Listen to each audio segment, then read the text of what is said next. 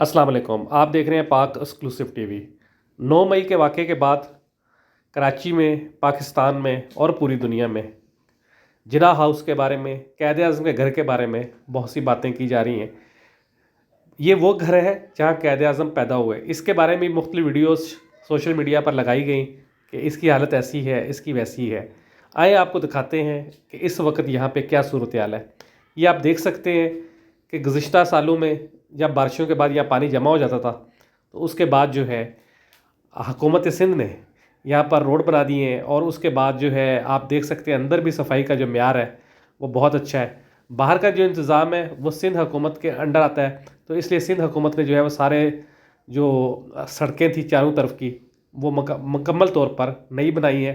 और जिसकी वजह से अब यहाँ पानी जमा नहीं होता, ना बारिशों में ना आमतौर पर गटर वगैरह के, इसलिए कि गटर लाइन भी नई डाल दी गई।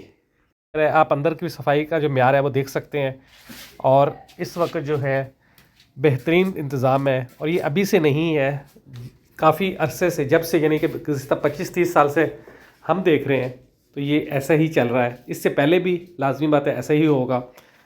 जिन्ना हाउस के बारे में बहुत सी खबरें आजकल गर्दिश कर रही हैं, लेकिन कराची में क़ायद आज़म का घर, कराची में आप उसकी हालत देख सकते हैं, वो बहुत बेहतर है।